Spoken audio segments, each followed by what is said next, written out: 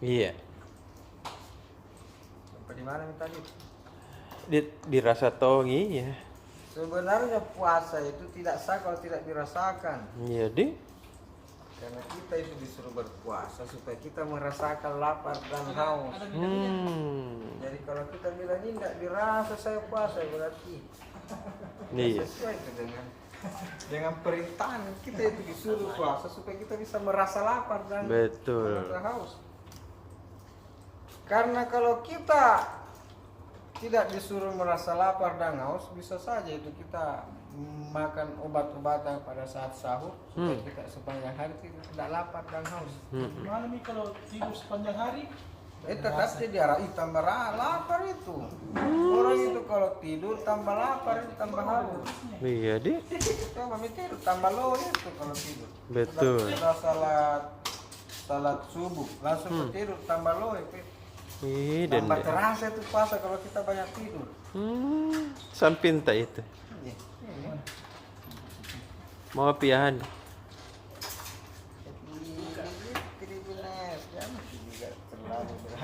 Atau dibilang terlalu kuat puasa tidak ngerasa beri lapar dan haus. Berarti dia minum. Kita ini sudah 23 hari makin merasa lapar dan haus terus, apalagi cuaca Makassar sekarang kadang tiba-tiba panas sekali, Iya. tiba-tiba hujan. Apalagi kalau kita keluar rumah jam-jam 3, jam 4 sampai sahur, terasa sekali itu. Belum lagi macet kah? Jadi baru itu kalau kita lapar Iya. dan haus gampang sekali kita marah. Masa? Apalagi kalau macam-macam di depan kan. Dede. Maka langsung kisah aja orang jengkel maki itu kalau puasa. Apalagi kalau disentuh gimana?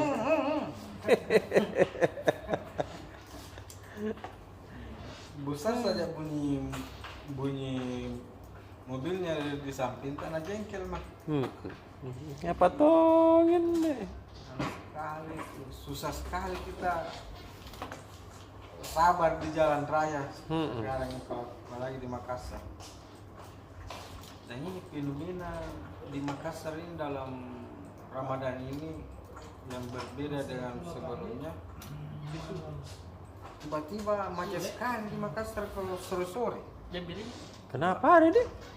Katanya pengaruh macetnya itu mulai dari perbatasan Gua Takala, mulai dari Jembatan Kambara itu sudah terjadi kemacetan di situ.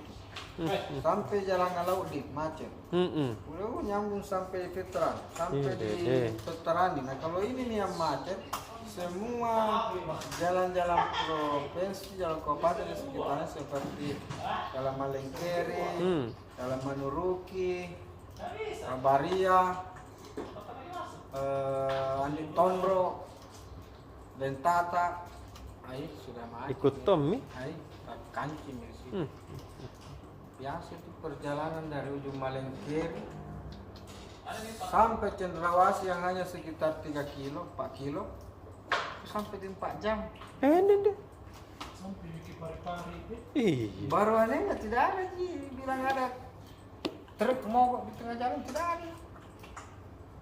Normal jalan semua jualan sedikit-sedikit. Oh, banyak penjual di sana. Beli Pak Buka. Ini juga fenomena sekarang, banyak sekali penjual di Iya. jalan.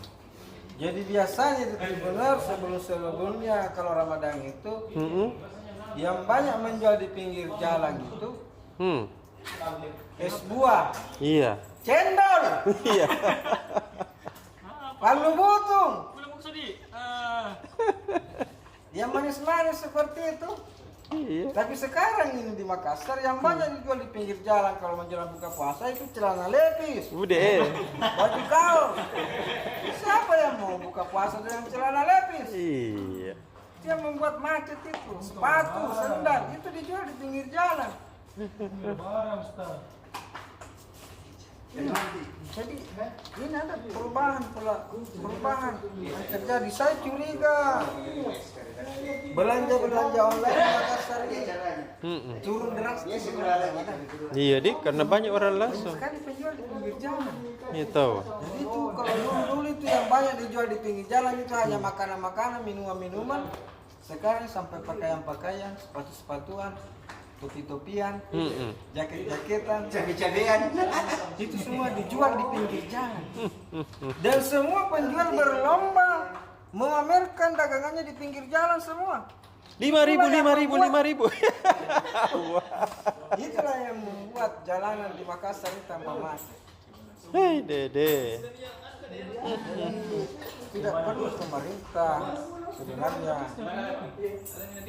terlalu canggih cara berpikirnya. Iya dek, biasa-biasa iya mau. Tidak perlu bikin jembatan layang, Iya tahu ah. tidak perlu bikin underpass. Tertibkan saja tuh penjual-penjual di pinggir jalan. Iya Tidak tahu. macet nih. Cocok. Jangan kita terlalu canggih caranya berpikir, harus bangun ini untuk mengurai kemacetan. Iya. Itu penjual-penjual di pinggir jalan seperti di Pacuan Kuda sih. Ih dede banyak di Kan situ. tidak ada di situ. Sekarang ada semua di situ. Hah, dede. Apa-apa ya semua ada semua di situ. Ih, kalau kita tinggal di situ pasti dirasa deh. Terasa sekali. Jadi itu tidak perlu kecanggihan apa. Itu banyak perlu upaya untuk penertiban, dan anehnya di situ dulu kan kosong. Iya. Datang sedikit-sedikit, bangun, dibiarkan. Nanti kalau mau ditertibkan, Minta ganti rugi. ganti rugi, demo misalnya berkelahi, misalnya datang misalnya mahasiswa solidaritas mengatakan terjadi pelanggaran sama apa Boleh, masyarakat nggak digusur ke orang tempat. Iya. Tapi bagus, banyak bisa juga permanen saya lihat di sana. Bangun sengaja dibangunin, bukan lagi. Jadi PKL sekarang nggak ada lagi itu namanya PKL. Karena sekarang gampang sekali membangun. Iya. Ada apa namanya tiang-tiang yang pandai. Apa namanya? Spandek. Yang dipakai membangun. Besi holo. Besi holo di. Dulu orang membangun itu pakai bambu aja. Iya. Sekarang titi holo-holo ini apa? Besi holo. Besi holo. Besi rangka baja yang dipakai orang membangun. Tahu adik? Dan itu lebih murah. Iya Mungkin tahu. lebih murah dari bambu. Dan lebih tahan, lebih cepat prosesnya. Iya. Jadi jangan kita berharap sekarang bahwa PKL pedagang kaki lima itu hampir tidak ada pedagang kaki. Tidak ada mi.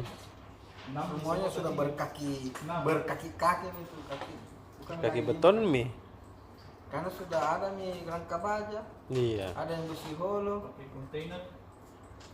Apalagi pemerintah kita sudah memberikan contoh yang baik. Apa itu? Kontainer dipasang di pinggir jalan. Oh iya tahu, di mana-mana itu kau. Luar biasa. Inilah pengurai kemacetan yang luar biasa di Makassar.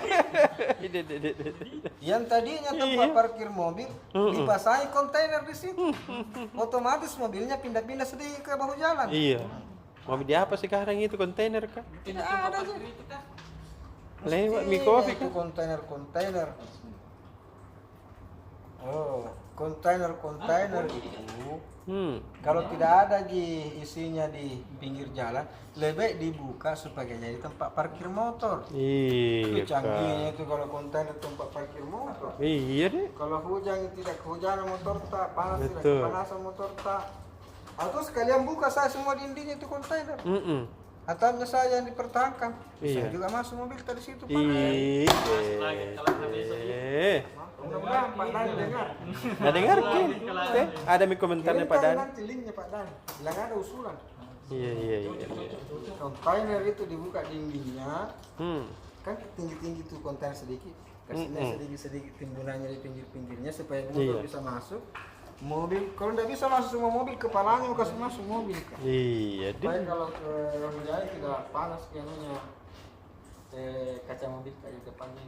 Wah itu baru canggih tuh Pak Dan. Iya. Apa Jadi kami baru tahu canggih? itu Pak Dan ya. Nah, kira kami tahu linknya. Belum tadi kering yang ini. Pasti ke rumah kontainer tadi. Apa sebenarnya kita mau bahas ini? Aduh. Kita nggak bertanya.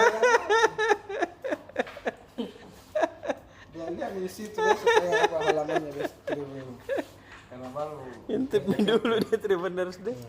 Nih. Jadi ini besok yang dilantik sebagai rektor Unhas. Gitu. Prof Jamaluddin Jompa, Prof JJ. Yang luar biasa yang dari beliau ini, Iya. karena beliau ini anak tentara. Iya. Jadi beliau ini lahir di Takalar, SD kelas 1 sampai kelas 4 di Bulukumba, Gitu kan. kemudian kelas 4 di Pindrang, Ih, jauh nih. kemudian kelas 5-6 di Langit. Di Pindrang jadi 4 kali pindah SD.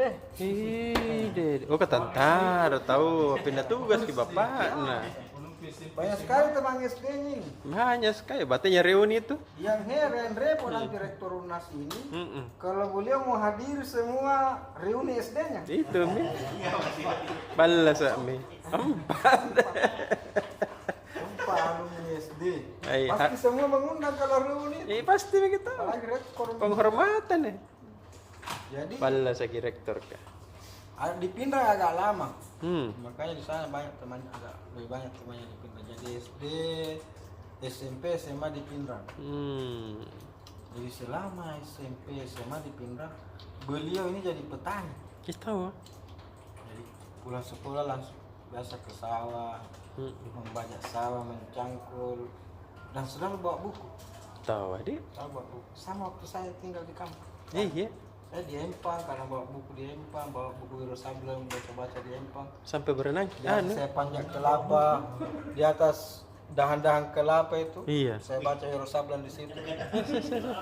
Biasa kita praktekkan tuh lompat-lompat tuh. Ada dahannya kelapa. Biasa tuh kita membaca saya dengar di bawah air. Biasa. Ada. Jadi ini rektornya Unhas itu benar. Yang dilantik besok.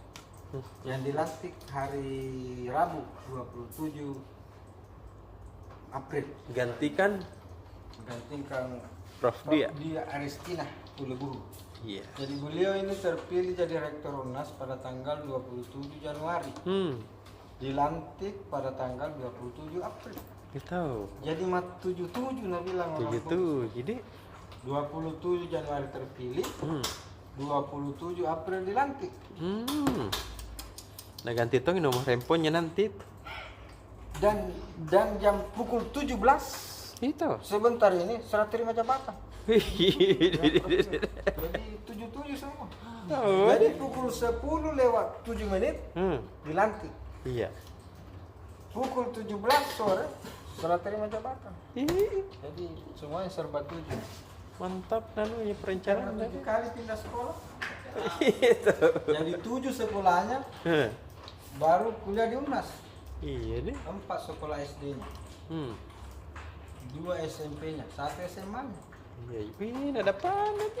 Jadi 7 sekolahnya baru masuk di kuliah di Perikanan Unas. Yang penting jangan nyetuju istrinya. Baik. Apa tahu motongin udah kasih micim. Yang kena Prof.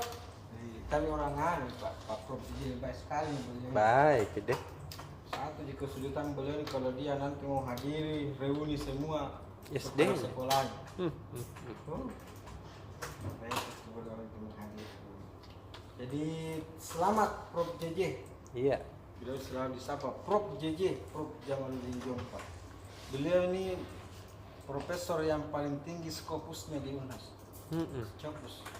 Oh. Scopus itu adalah indeks Mbaknya di. akademik seorang dosen. Jadi semakin banyak tulisan-tulisan dosen itu dipublikasi secara internasional, itu semakin tinggi statusnya. Nah, di Unas ini beliau ini pemilik Scopus paling tinggi. Tahu adik. Makanya Profesor Dr. Idrus Paturusi mantan Rektor Unas mengatakan Prof JJ ini akan bisa mempertahankan posisi Unas bahkan menaikkan ranking Unas Itu. di dunia sebagai world class university. Hebat Nadi. Kemampuan penelitian beliau itu akan sangat dibutuhkan membantu Unas untuk menaikkan. Dan kapan terjadi? sudah bisa. Mau dengan sahur orang. Dah. Pak Inca. Tidak dengar gini. Hai.